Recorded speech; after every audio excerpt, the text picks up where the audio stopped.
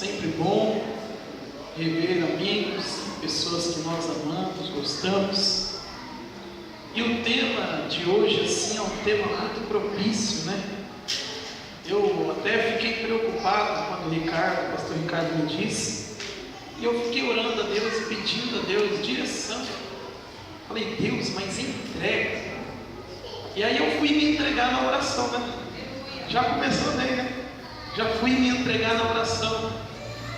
E quando eu comecei a rever e a pensar e a ver, a ler, meditar, Deus colocou algo no meu coração assim, diferente, interessante. E aquilo porque antes de nós pregarmos, primeiro Deus falou conosco, para depois nós transmitirmos, né? E eu louvo a Deus, porque eu sei que Deus tem uma palavra no nosso coração hoje, diferente. E eu gosto dessas coisas diferentes. Eu gosto desses textos diferentes. Queridos, abra tua Bíblia juntamente comigo. Carta de Paulo aos Romanos, capítulo 1.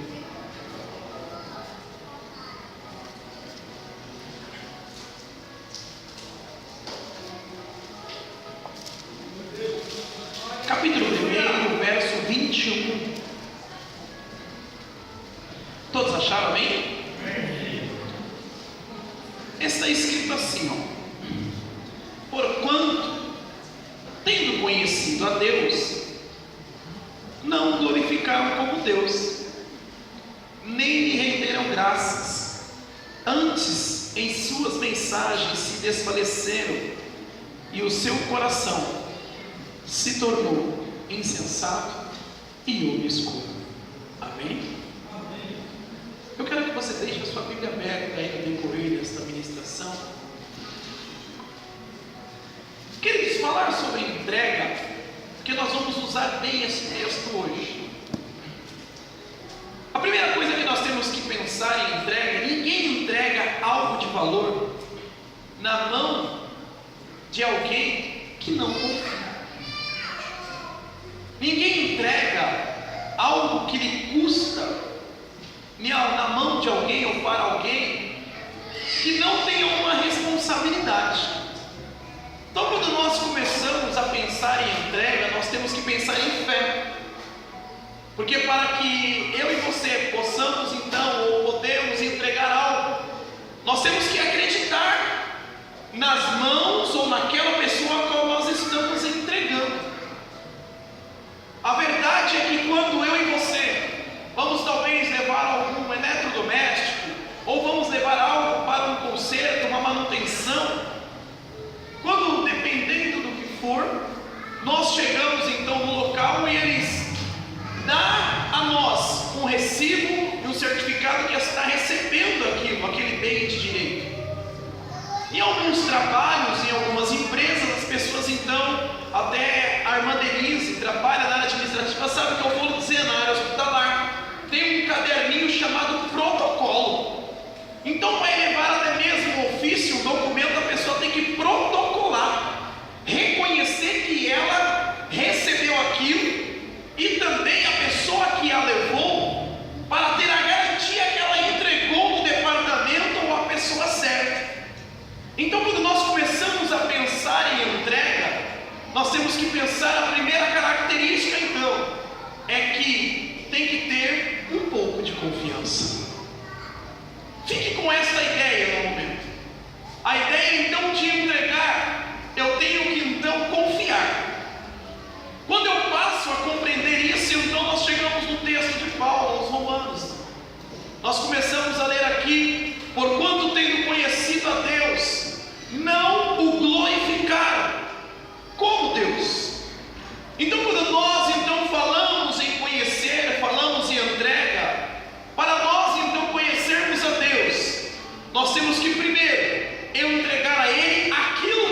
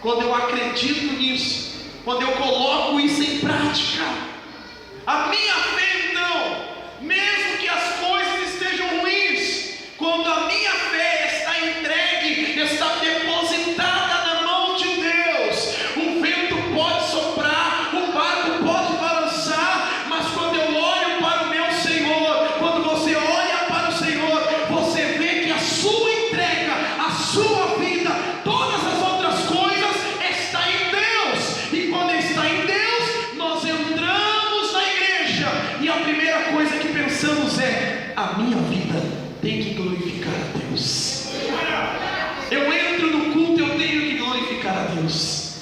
Quando eu piso na igreja, é o motivo de eu glorificar a Deus. Aonde está o fracasso então hoje? De muitos estão trocando aquilo que é de Deus para favores e honras a homens. Estão trocando o glória a Deus, o aleluia, louvado ao Senhor pelas palmas. Ah, pastor, é proibido bater palma. Não é isso que eu estou dizendo. Eu estou dizendo que quando nós invertemos algumas coisas, Deus então passa a ficar em segundo plano. Nós temos que dar palmas ao Senhor, louvar ao Senhor, sim, mas também nós temos que dar glória a Deus e aleluia, sim, mas também nós temos que glorificar a Deus com a nossa conduta, com a nossa veste, com o nosso sentimento, com o nosso tratamento com o irmão, porque a partir do momento que eu trato meu irmão como aquele que ele é, a imagem, semelhança, como ele é meu irmão, como ele vai morar comigo no céu, como ele sendo uma criatura, semelhança de Deus, quando eu trato ele da forma que eu gostaria de ser tratado, eu estou glorificando a Deus. Então quando eu passo a compreender isso, eu passo a entender que a minha vida de glorificação deve ser uma vida de conhecer a Deus todos os dias. Ah, meu Deus! Mas pastor, então se eu não estou tratando desse jeito, eu não estou entregando totalmente. E se eu não estou entregando totalmente, então eu preciso então rever aquilo que Deus então proporcionou para mim, aquilo que Deus projetou para mim, aquilo que Deus planejou para a minha trajetória, para a minha casa, para a minha família.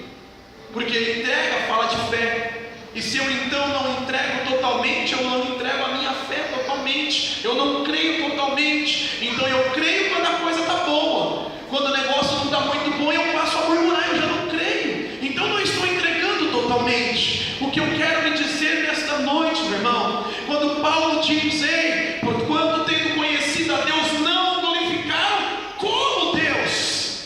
Então a minha vida de entrega tem que ser totalmente a Ele como Ele é, e não como eu imagino que Ele é. É muito diferente isso, porque como eu imagino, pode ser de qualquer forma, mas como Ele é, vai faltar palavras, vai faltar até mesmo adoração, vai faltar gesticulação, vai faltar nota no instrumento, vai faltar nota na garganta, vai faltar instinto próprio para poder representar tudo aquilo que Deus está e representa na nossa vida.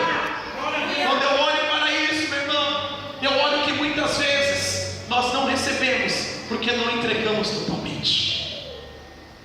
Nós não abrimos mão totalmente. Nós não então entregamos a Deus a glorificação totalmente.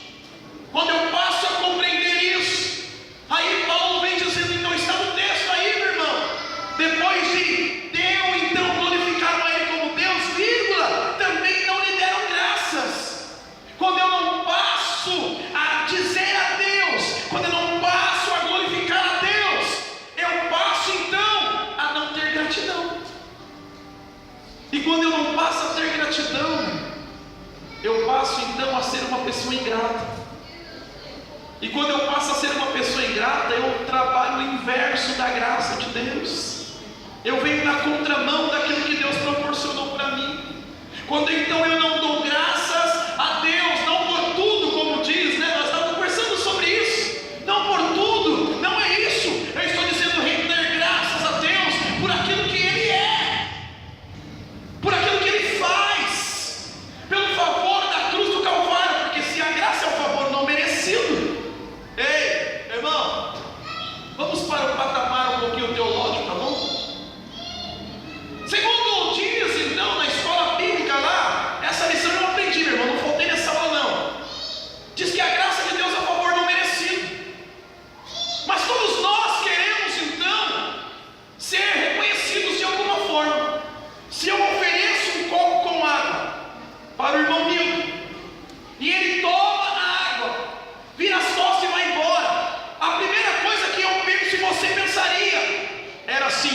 nem deu obrigado. É ou não é? É. Ah, pastor, eu não. É sim, você pensa. Porque o instinto do ser humano é natural. Nós pensamos, nossa, como ele é ingrato. Os nossos filhos, às vezes tomam decisões ou tomam atitudes que nós colocamos a mão na cabeça e dizemos, Deus, quem foi quem ensinou a fazer isso? Não foi essa educação que eu dei, não foi isso que eu tentei ensinar. E aí então nós ficamos tristes, chateados e passamos a dizer, nossa, mas às vezes é ingrato, né? A gente se mata de trabalhar, compra a melhor roupa, tenta investir, faz, e o filho age desse jeito. Pai e mãe sabem o que eu estou dizendo. Passa aquele sentimento em nós. Amém? Vamos para a cruz? Vamos para a cruz. Se nós como pais, como amigos, ficamos até mesmo perplexos pela ingratidão ou a forma de ingratidão, não é que a pessoa às vezes ela é ingrata, mas a atitude dela é uma atitude ingrata. Se nós ficamos chateados, magoados, ficamos até mesmo meio assim, imagina quando Jesus olha para nós e vê que o sacrifício da cruz do Calvário foi a graça de Deus manifesta, porque pela graça sois salvos, isso não vem de vós, é dom de Deus. Então se a graça é um favor não merecido, quando eu não vivo o evangelho da cruz, quando eu não faço o que a cruz representa para mim, quando eu não vivo aquilo que a palavra de Deus diz para mim, eu tomo uma atitude de ingrato. Imagina o que Deus sente.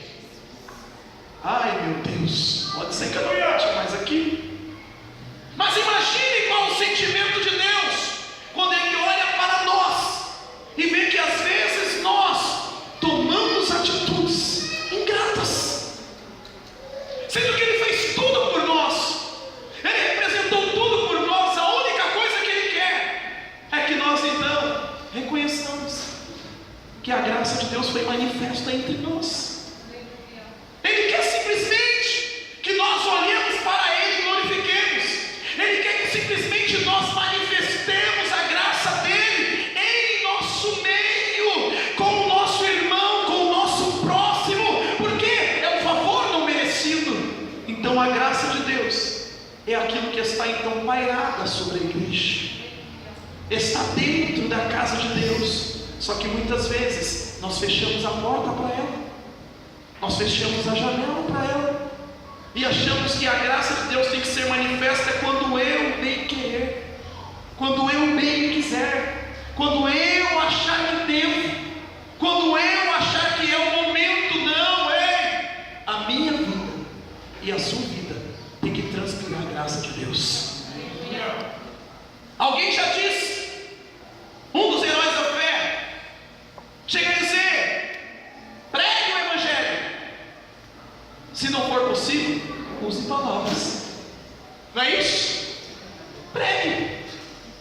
Manifeste o amor. Se você não conseguir, use palavras. Então a minha e a sua vida tem que ser então uma vida de graça de Deus.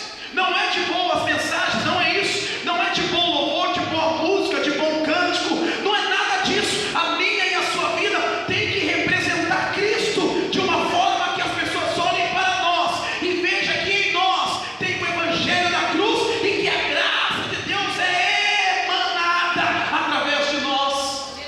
Quando eu entendo isso, eu olho o que está escrito lá. Quando eu então glorifico, quando eu rendo graças, a minha mensagem, o meu discurso não é mais meu, não é da forma que eu quero, não é da forma que eu imagino, porque bom é sentar e ouvir, mas sabe o que é interessante? Muitas vezes nós sentamos para ouvir, mas não para aprender e não para aplicar, mas nós sentamos a ouvir para criticar, para querer achar o ponto. Esse pastor aí errou aqui, a exegese dele está errada ali, a homilética está aqui. Meu irmão, às vezes nós somos analistas demais e perdemos aquilo que Deus tem para nós, perdemos aquilo que Deus está direcionando para nós, porque nós queremos começar a achar pontos e amarrar textos e fazer coisas belas e bonitas, e Deus está dizendo, ei, tem uma coisa: eu quero que você venha um degrau mais acima. Eu quero que você entenda o que eu tenho para você. Eu quero que você entenda a graça que eu manifestei para você, para que a sua vida, a sua mensagem, porque a mensagem aqui não é a mensagem pregada, é a mensagem testemunho. É a mensagem de quem eu sou, porque eu e você só somos na igreja, ou só somos na presença de Deus, aquilo que nós somos no particular, meu irmão. Porque ser cheio de Deus na frente de todos é muito bom. Agora, quem somos no particular? Quem somos na nossa comunhão com Deus? Quem somos na nossa vida de entrega na Bíblia, na nossa vida de entrega na oração? Quem somos? Quem somos quando estamos sozinhos? Quem somos quando estamos diante do computador, lá de trás da rede social? Quem somos quando estamos sozinhos no WhatsApp? Quem somos?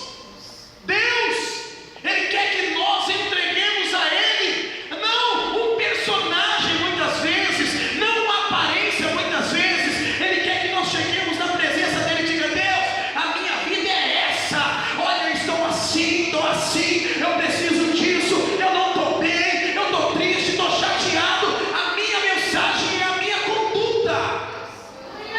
Ai, meu Deus, quando eu entendo isso, eu entendo o que Paulo diz, meu irmão, que a nossa vida deve ser uma carta aberta, lida por todos. Então as pessoas têm que olhar para mim e ver que aquilo que eu sou na igreja eu também sou lá em casa. Não adianta ser céu na igreja e ser vida de inferno em casa. Não adianta ser cheio de Deus na igreja, mas lá em casa é perturbado, ser uma pessoa que não tem testemunho nos vizinhos. Ei, a minha vida tem que ser uma vida de testemunhos e de boas mensagens. As pessoas têm que olhar para mim. Não precisa eu colocar um outdoor na testa: sou crente. As pessoas têm que olhar para mim e ver que algo diferente está em mim. As pessoas têm que olhar para você e ver que na sua face tem um brilho diferente. E aí elas chegam no seu lado e dizem assim: você é crente, né? Como? Por quê? Porque, não sei, você é diferente. Tem um negócio assim bom. Ei, quando é ímpio ou quando é espírito, ele diz assim, né? O meu santo bate no céu. Não é assim a frase que eles usam? Eu sinto uma paz quando estou perto de você, eu gosto de conversar com você. É porque a sua mensagem, o seu testemunho é um testemunho bom.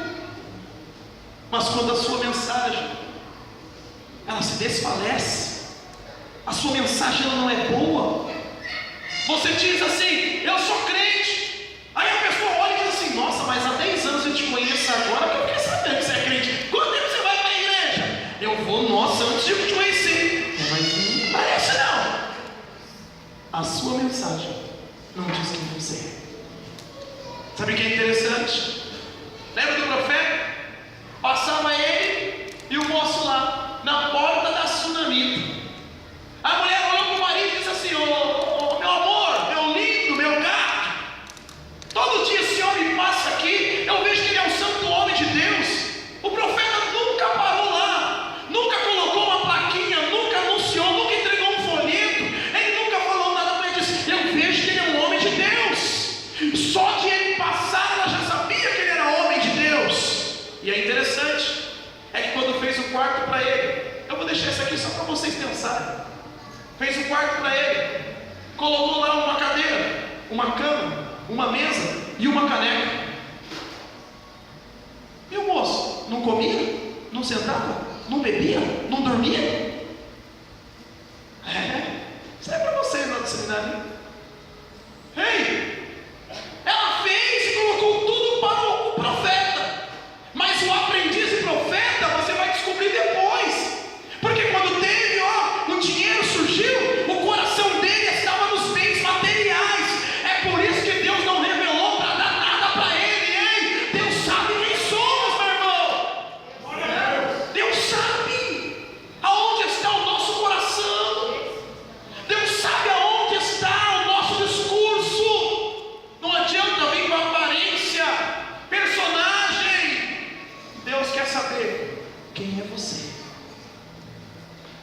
Deus quer saber quem somos. E para saber, a nossa mensagem, ela tem que ser não aqui, ela tem que ser aqui. Porque às vezes a nossa mensagem é muito assim, ó, muito horizontal, mas a nossa mensagem tem que ser mais assim, vertical. É a nossa comunhão, é a nossa conduta, é o relacionamento que eu tenho com Deus. Porque se eu me relaciono bem com Deus, vai ficar mais fácil eu me relacionar com meu irmão. Quando eu não me relaciono bem com meu irmão, fica mais difícil eu relacionar-se com Deus. Porque como eu posso amar a Deus que eu não vejo, e não amar o meu irmão que vejo? Então quando eu entendo isso, eu passo a compreender o que está escrito. Olha o que está escrito aí, meu irmão. O seu coração se torna insensato quando eu entrego tudo, o meu coração, ele não é insensível, porque insensato aqui é insensível, ele não é insensível. Quando eu entrego tudo, o meu coração é sensível a Deus. Pode ser um hino antigo, pode ser um hino mais moderno, ele é sensível. Pode ser o irmão que chegou ontem na igreja, eu vejo ele padecendo, eu sou sensível. Pode ser o irmão que tem 30 anos na igreja, quando eu vejo ele com dificuldades, eu sou sensível. Mas quando o meu coração não é sensível, ei, meu irmão, aprenda uma coisa: quando a minha insensibilidade toma conta do meu ser, eu deixo de ouvir Deus, eu deixo de dar créditos àquilo que Deus tem. E a pior coisa na vida de alguém, o maior fracasso, é ele deixar de entender Deus. Eu não estou dizendo nas atitudes e nas formas de Deus, porque nós nunca compreenderemos totalmente. Não é isso. O que eu estou dizendo é quando nós se tornamos insensíveis, o Espírito de Deus não encontra espaço para trabalhar no nosso coração. E quando esse espaço não é encontrado, porque ele é educado, lembra disso? Ele vai estar sempre do lado de fora, ele vai estar sempre batendo. Mas quando eu sou sensível, eu aprendo uma coisa: ele não precisa bater, porque a porta já fica escancarada para ele. Ele não precisa pedir, ele já pode chegar, porque ele sabe que és bem-vindo aqui, vem inundar o meu ser com tua glória. Então quando eu sou sensível a Deus, eu entendo que se Deus quiser fazer, ele fará da forma dele, do jeito dele, da maneira dele. Porque quando eu sou sensível, eu glorifico. Quando eu sou sensível, eu rendo graça. Quando eu sou sensível, a minha mensagem, ela é vertical, meu irmão. Quando eu sou sensível, o meu coração, ele não é obscuro. E o que é obscuro? É escuro, irmão. Ou é luz ou é trevas. Existe um texto na Bíblia que diz assim, que a boca fala do que o coração está cheio. Não é isso? Sim ou não? Sim. Então se eu murmuro, meu coração está cheio de quê? Ai, ai, ai. Então se eu não amo, se eu não perdoo, meu coração está cheio de quê? Se eu não me relaciono, se eu fico fazendo aqui e ali, o meu coração está cheio do quê? Se a minha vida é uma vida, então, somente nada dá certo, nada dá de um jeito, não dá nada certo, tá tudo errado. Já viu aquele tipo de pessoa assim? O meu coração está cheio do quê? Quando o meu coração é obscuro, a luz da palavra de Deus, não é iluminado, não é espiritismo, entenda bem. Eu não sou iluminado e você não é iluminado. Não é isso. O que eu estou dizendo aqui é que o nosso coração, quando ele é clareado, quando ele é banhado por Deus, quando ele é alcançado pelo Evangelho, o nosso coração é claro, é transparente. Todos olham para nós e veem que o nosso coração não é mais de pedra, mas é um coração de carne. Ele é sensível. Ah, meu Deus, aleluia. Quando eu começo a entender isso, meu irmão, eu começo a ver o porquê que a nossa geração é uma geração que já não ama mais. É uma geração que já não sente mais a necessidade, porque perdeu a luz do Evangelho dentro de si. E a escuridão, ela só traz o que não presta, meu irmão. É no escuro que as baratas aparecem, é no escuro que os ratos vêm, é no escuro que os bichos e os insetos peçonhentos aparecem. É no escuro que tudo aquilo que não presta começa a entrar no ser humano. Porque quando a luz da palavra está lá, ei, aprenda uma coisa: quando o Evangelho chega na vida de alguém, Deus dá um presente para ele. É verdade, pastor Hélio? Eu vou te dar um exemplo bem básico para você poder entender. Quando você entende o Evangelho, você aceita, Deus ele te dá um presente básico chamado espelho. Pastor, Deus ele te dá um espelho para você se olhar todo dia. As mulheres que vai gostar, porque mulher gosta de espelho, sim ou não? Sei que você vai rir agora, mas é verdade o que eu vou lhe dizer. A mulher gosta do espelho que ela pode estar no quarto dela, a parede 4x4. Maria, eu quero espelho, eu quero espelho. O marido vai lá e ajuda, fala, tá bom, dá um espelho para ela de 16 metros quadrados. Ela para na frente do espelho, o marido chega do lado, ela diz assim: sai para lá que eu estou me arrumando. Cabe, o Ricardo sabe, ó, só tem mulher lá também, igual na minha casa, meu irmão. Não é assim? A gente que tem filha mulher, para, você pode ficar 10 pessoas aqui, ó, uma do lado da outra, que ninguém vai atrapalhar ninguém, mas ela quer o espelho para ela, não é? Mas o espelho de Deus não é esse, porque o espelho humano ele mostra o exterior, mas o espelho de Deus mostra o interior. Agora vai apertar um pouquinho, porque quando Deus coloca o espelho na nossa frente, a luz da palavra e do Evangelho começa a mostrar aonde estão as nossas deficiências. E aí então eu não passo mais ver o defeito do meu irmão, porque eu estou de frente ao espelho de Deus. Eu passo a ver aonde eu preciso mudar, e o Espírito começa a dizer: olha aqui, a palavra é assim, o meu Evangelho é assim, olha, a graça é isso, perdoa, você precisa mudar, você precisa rever seus conceitos. O espelho começa a mostrar, e aí então vem o maior desafio. Quando eu não quero reconhecer que eu preciso mudar, eu prefiro ficar na escuridão, eu prefiro não olhar para a palavra, porque todas as vezes que você olhar para a palavra, meu irmão, não vai precisar ninguém colocar as 95 teses de Martinho Lutero, não vai, ninguém precisa ficar falando. Quando você começar a se enquadrar na palavra, o próprio Deus diz: meu filho, vem cá, o espelho está aí, as coisas precisam mudar, vem cá. Aí ele começa a trabalhar em você por causa da sensibilidade. Mas quando eu não entendo isso, meu irmão, eu viro um ser que é como se fosse uma borracha, tudo que bate não penetra, bate e volta. Aí alguém pode até pensar aí agora assim: bem que aquele irmão poderia estar aqui hoje, hein? Acho que ninguém pensou, né? Bem que aquela irmã hoje poderia ter vindo, essa mensagem é para ela.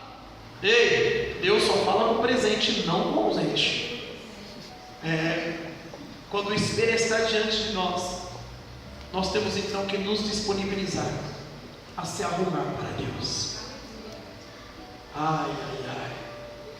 A pergunta é: como está a sua alma? Como está a sua entrega de alma?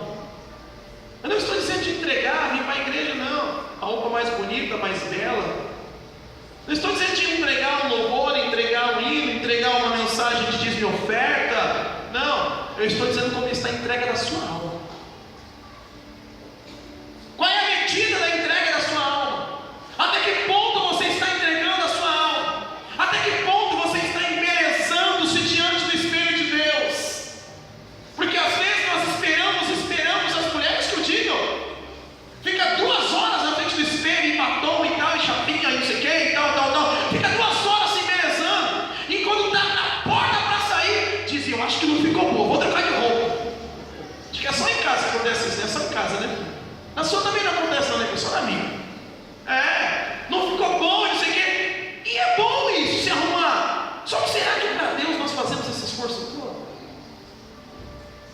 nós chegamos na igreja, muitas vezes, Deus ele fala: e aí? Como é que estão as coisas? Dá para melhorar? Dá para dar uma gaibada melhor aí? A sua alma? Só que nós não estamos sensíveis, nós não estamos glorificando, nós não estamos entregando, e aí então o Espírito não trabalha na sua plenitude, que é a função dele. Quando eu compreendo isso, eu passo a compreender que Deus, ele não fez pessoas para serem pessoas que não conhecem Ele. Deus ele chamou pessoas para conhecer Ele cada vez mais. Quando eu passo a compreender isso, eu quero que você abra a tua Bíblia em Romanos capítulo 8. Olha aí, meu irmão, que está escrito aí, capítulo 8, versículo 27, está escrito assim: e aquele que examina os corações sabe qual é a intenção do Espírito, e é Ele que segundo Deus intercede pelos santos. É aí, meu irmão. Deus ele olha os nossos corações para discernir. Mas aí vem o versículo 29, pode pular o 28 aí que você já sabe. Porque os que tanto se conheceu também os predestinou para serem conforme a imagem do Filho. Deus então nos chamou para ser parecidos com Cristo.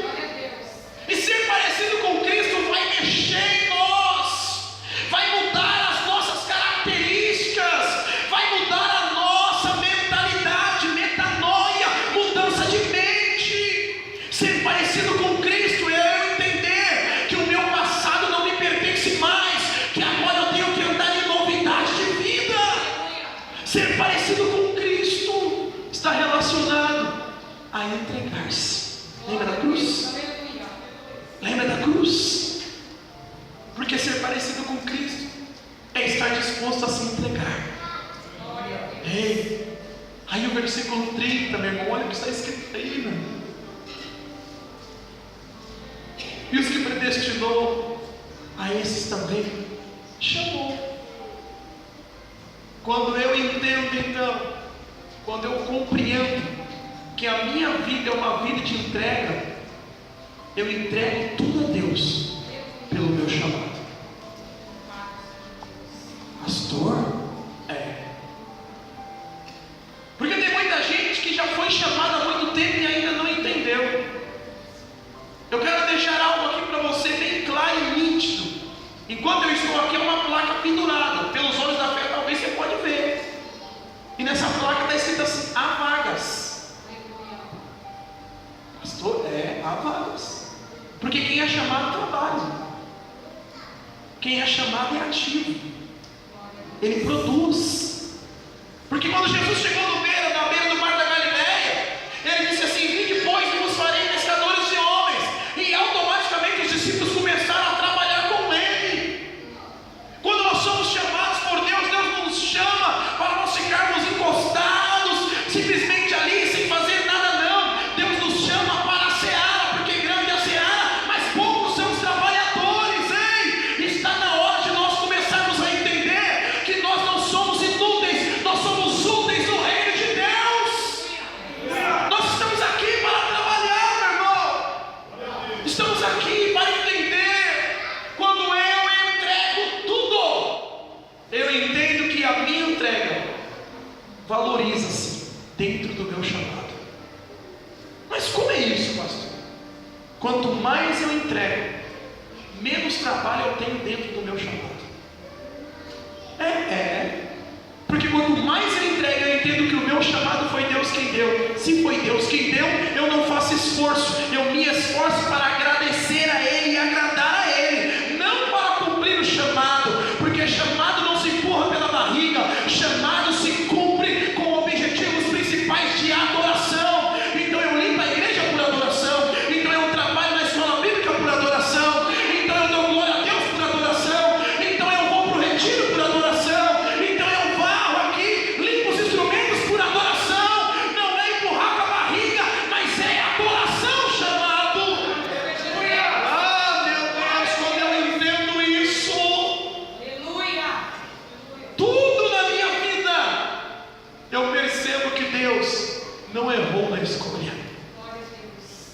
Quando Deus olhou para mim e para você, Ele apontou o dedo. E o profeta Isaías chega a dizer que antes mesmo de nós nascermos, o Senhor já tinha escrito a história da nossa vida. Ele chega a dizer que enquanto nós nos formarmos no ventre da nossa mãe, Ele nos havia chamado. Ele já conhecia. Ai, pastor, então é predestinação. Não é isso, irmão. Predestinação é algo obrigado. Deus nos chamou, Deus nos projetou, nos escolheu. Mas tem uma coisa: Ele deixou para nós decidirmos se nós queremos ou não. Mas, é isso. Escolhe o que você quer, a bênção ou a maldição. Escolhe o que você quer, trabalhar ou não. Escolhe o que você quer. Quer ir na minha casa ou você quer ir para o mundo? A escolha é tua. O que não pode acontecer é nós termos um chamado e ficar em cima do muro. O que não pode acontecer é Deus nos chamar e nós ficarmos brincando para lá e para cá. Está na hora de nós tomarmos uma posição e entender o chamado de Deus. Quando eu entrego totalmente, eu compreendo o chamado. E quando eu compreendo o chamado, meu irmão, fica tudo mais fácil. Tudo mais fácil. Porque às vezes nós ficamos degladiando, lutando com Deus. E Deus está dizendo: meu filho, é por aqui. E você está lá insistindo, é por ali. E Deus está dizendo: por ali você vai chegar, mas tem uma coisa: o caminho lá não é bom. Lá na frente você vai ter que voltar tudo de novo para entender que é por aqui. E aí nós ficamos brigando, lutando com Deus. Ei, meu irmão, para o que Deus te chamou? Para quê? Para que Deus te escolheu? Você acha que é porque não tinha ninguém mais bonito, mais belo, inteligente do que você? Não, tinha sim. E do que eu tinha sim. Só que Deus achou graça em nós. O amor de Deus nos alcançou. A graça de Deus foi manifesta para nós. E quando nós entendemos isso, a única coisa que Deus está pedindo é: entrega. Abre mão. Você não crê em mim? A sua fé não está em mim? Então entrega. Deus não precisa assinar um livrinho de protocolo, meu irmão. Deus não precisa dar um manual para você dizendo que Ele se responsabiliza. Sabe por quê? Porque tudo isso já foi feito lá na cruz do Calvário. Ele já venceu a morte e diz: está consumado. Já está certo. Só que nós queremos que Deus então testifique para nós. E a garantia, qual é, Deus? Quanto tempo? Quanto tempo de garantia? Vou assumir aqui a função da igreja, mas por quanto tempo? Vou ficar só de step, tá? Ei, queremos até a garantia de Deus. Queremos entregar, mas queremos que Deus então, se não der certo, eu tenho isso. Tá desse jeito, Deus, tá bom. Nós queremos então trato e não queremos entrega. Queremos acordo, queremos contrato. Queremos então se relacionar com Deus como se Ele fosse uma empresa, como se Ele fosse uma agência, como se fosse algo natural. Ei, aprenda uma coisa: o relacionamento com Deus, ou você entrega ou você não entrega, meu irmão. Não existe meio termo. Ou é ou não é. Só que nós queremos muitas vezes: entregamos hoje, tiramos amanhã. Entregamos amanhã, tiramos depois da manhã. Então não é entrega, é empréstimo. Porque quando a pessoa vai no banco, ela pega o dinheiro emprestado. Eles falam para você: você vai devolver quantas parcelas e tal, tem a taxa de juros, e se você não pagar, eles vão atrás de você. Com Deus não é assim. Com Deus, quando você entrega, meu irmão, Ele sabe se você entregou ou se você emprestou. Ele sabe se você vai pagar ou se você não vai pagar. Ele sabe. Só que às vezes nós nos relacionamos com Deus como se fosse algo muito natural, muito normal. Deus, Ele quer saber quem somos dentro do nosso chamado. Porque a quem predestinou, a esses também chamou. Olha o que está escrito aí: a quem chamou, a esses também justificou. A pior coisa da vida de alguém é querer se justificar. justificar muito, a primeira coisa que você pensa: tá mentindo. É ou não é? Quando a pessoa começa, você já começa aí: não sei não, alguma coisa está errada aí. Você já fica cismado, você já fica já meio desconfiado da situação. Ei, quem é chamado é justificado. E quem é justificado através de onde? Através de Cristo, meu irmão. Se nós entregamos, a Bíblia diz: quem intentará acusação contra o escolhido de Deus? É Deus quem nos justifica. Se nós somos justificados por Cristo, nós temos que entender uma coisa: ou eu faço o papel de justificado, ou eu não faço. Nós não podemos ficar nem lá nem cá, porque Jesus já justificou. Só que às vezes nós saímos da função de justificados para se tornarmos injustificados. Nós saímos do lugar que Deus nos colocou. Nós saímos da posição que Deus nos vocacionou. Nós saímos do projeto de Deus. Como, pois, Deus pode justificar, sendo que a pessoa não está inserida no projeto dele? Não tem como. Não tem como. Não tem como. Pega uma multa de trânsito, o guarda de trânsito vai lá e aplica a notificação. E aí você vai recorrer. Parou na vaga de deficiente, você vai lá recorrer. Aí chega lá, de repente tem uma câmera lá na esquina que fotografou a placa do seu carro, parado naquele horário, naquele lugar. E quando você vai lembrar, você fala: poxa vida, eu parei ali mesmo, hein? Tal dia, tal hora. Como você vai recorrer? Não tem. A justificação foi dada na cruz do Calvário. Jesus redimiu, fez o que? O sacrifício.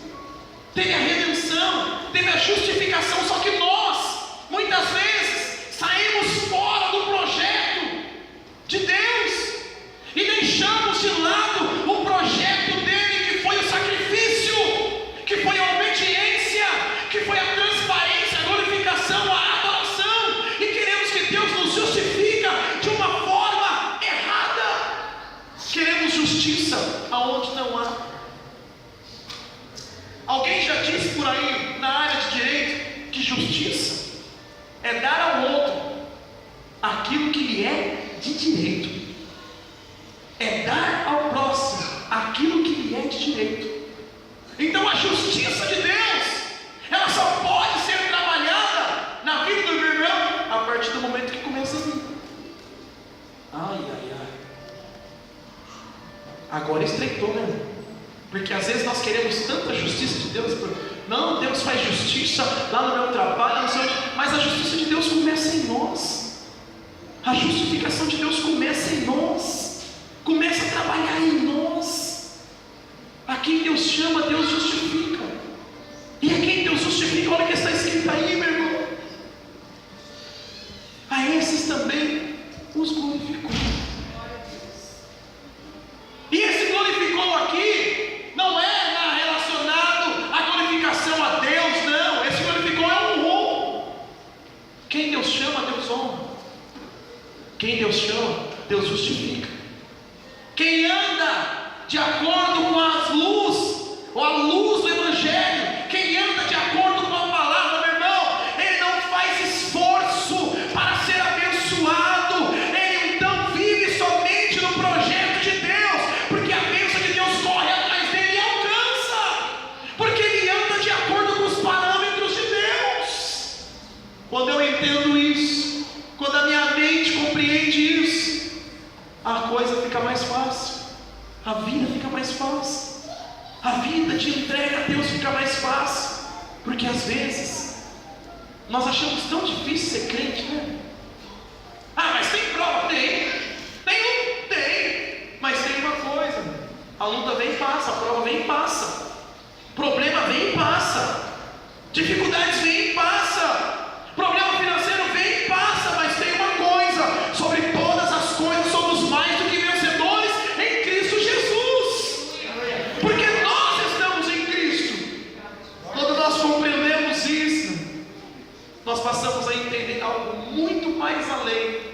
se a minha vida e a sua vida é uma vida de entrega, como será então que está o nosso relacionamento?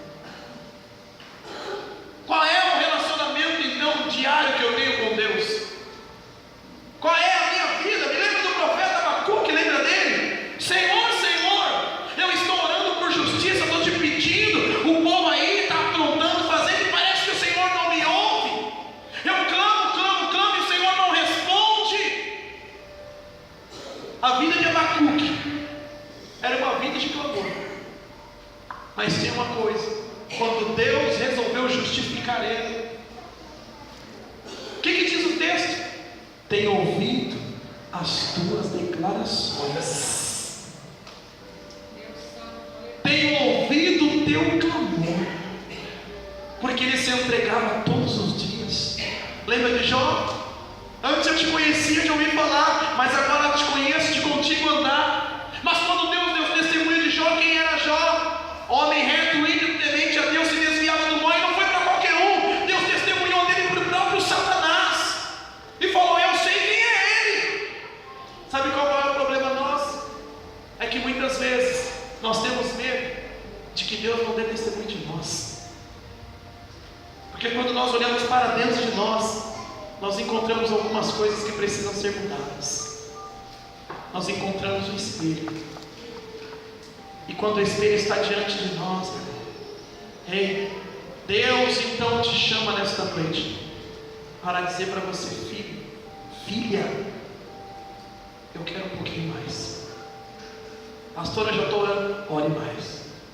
Já estou consagrando, consagre mais.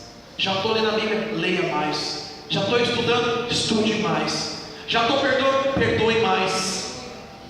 Ah, pastor, eu já não sei mais o que fazer. Busque mais, porque Deus te dará adicionamento do que você vai fazer. Deus te dará a direção do que você vai fazer. Deus te instruirá o que você deve fazer. Ah, pastor, mas eu não consigo, eu não tenho mais forças. Ei, da fraqueza tiraram forças. Busque mais. Quando nós passamos a entender isso, nós compreendemos então. Já foi falado aqui que na quarta-feira teremos o culto de 1 hora de oração. Bênção de Deus. Mas quando nós passarmos a entender, nós não esperaremos falar que temos que orar 1 hora. Nós passaremos a orar 1 hora sem ter que fazer 1 hora. Nós passaremos a vir para a escola bíblica sem ter que aquele sacrifício de ter que ficar avisando. Nós passaremos a fazer as coisas sem ter que ficar então todo culto martelando, martelando, martelando. Nós faremos então naturalmente, porque é uma entrega, e a entrega é voluntária, e a voluntariedade faz parte do reino de Deus, porque a Bíblia diz que bem-aventurado é aquele que dá e que faz com alegria. É bem-aventurado, é alegria, meu irmão.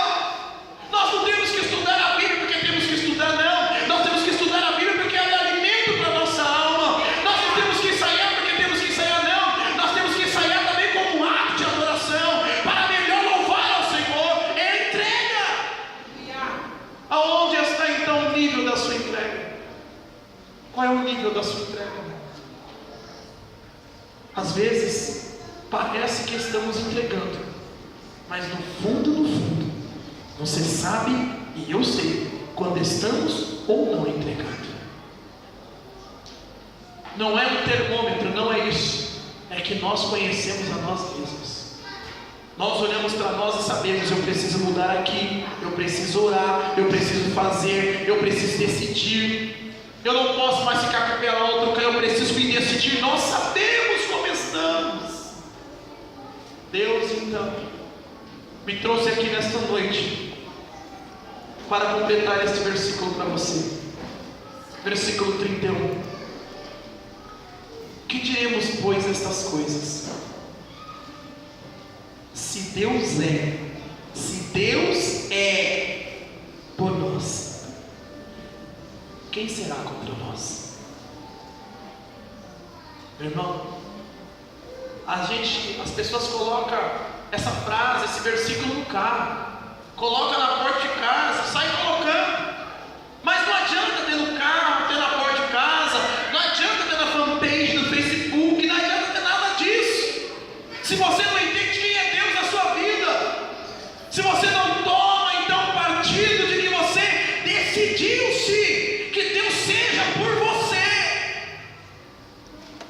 compreendo isso, quando eu entendo isso, a minha vida de entrega a Deus, ela é superior a qualquer problema. Ela é superior a qualquer dificuldade. A mídia toda está falando esta semana sobre aquele jogador lá de Goiás que recebeu o prêmio e tal, não sei o quê, porque ele usou um texto bíblico lá. Viram isso aí? Todo mundo viu. E ele usando o texto lá, as pessoas falam do gigante Davi, do gigante que veio para enfrentar Davi. E ele disse: não é o tamanho do gigante. Ele é muito grande. Como ele é grande, é mais fácil de acertar. Olha o trocadilho de palavras. As pessoas estão olhando pelo tamanho dele, mas eu estou olhando que o tamanho dele fica mais fácil para que eu possa acertar. E às vezes nós não percebemos dessa forma. Nós olhamos a proporção e não entendemos o alvo. Nós olhamos a magnitude e não entendemos o projeto. Às vezes é mais fácil nós entregarmos do que nós ficarmos brincando pelo tamanho e a proporção. Deus, nesta noite, Ele quer trazer ao seu coração algo muito valioso, chamado oportunidade. Pastor, a oportunidade de entregar a Ele o que lhe é de direito. E o que é de direito para Deus? Ei, preste atenção no que eu vou dizer. A sua alma. A Bíblia diz que o inferno foi feito para Satanás e seus demônios, não é isso? Então a sua alma não é de direito ao inferno. A sua alma é de direito ao céu. A sua vida não é de direito a Satanás e ao mundo. A sua vida é de direito a Deus e os benefícios de Deus para a sua vida. Então, quando nós entendemos isso, nós temos que compreender que se o reino de Deus está em nós e nós manifestamos o reino de Deus, há uma oportunidade de Deus nesta noite para que eu e você então possamos tomar uma decisão, e uma decisão de entregar a Ele aquilo que nós não entregamos ainda. Meu Deus, o silêncio é muito bom. Porque quando isso começa a pairar, passar, a navegar na nossa mente, meu irmão, eu vejo Deus olhando lá de cima e dizendo assim: está na hora de começar um novo projeto. Está na hora de começar uma nova etapa. Está na hora de começar um novo avivamento. Está na hora de começar um novo ministério. Está na hora de começar a levantar pessoas novas. Está na hora de multiplicação de líderes. Está na hora de desenvolvimento dentro da minha casa, porque a entrega está completa. Ei, até quando você vai ficar aí? Pastor, eu vim aqui hoje, meu irmão, para sacudir a cadeira, para falar para você: a zona de conforto não é o teu lugar. A zona de conforto não é o teu lugar. Deus não te chamou para ficar na zona de conforto. Deus não projetou, Deus não morreu na cruz do Calvário para nos deixar na zona de conforto. Deus nos escolheu porque Ele viu algo em nós. Ele viu algo. Mas talvez no Moisés Ele viu uma coisa, no Nildo Ele viu outra, no pastor Ricardo Ele viu outra, mas Ele viu. E se Deus viu, meu irmão, se Deus investiu o sangue no Calvário, o sangue no Calvário. Eu não estou dizendo aqui de promessa, eu não sou chaveiro, também não trouxe bola de chave. Não sou garçom, também não trouxe bandeja de vitória para ninguém. Mas tem uma coisa: o investimento da cruz do Calvário, ele não é em vão. Ele não é em vão. Ele não é. Engana-se quem diz que a morte de Cristo foi só a morte de Cristo. Nós, como igreja, sabemos que é o ápice. sabemos que é o fechamento, sabemos que é a plenitude de todos os termos, como disse Paulo. Sabemos que a morte de Cristo é o motivo de eu e você estarmos aqui, porque se não fosse a morte dele, nenhum de nós teríamos aceitado e vindo para o Evangelho, porque para isso nós somos chamados.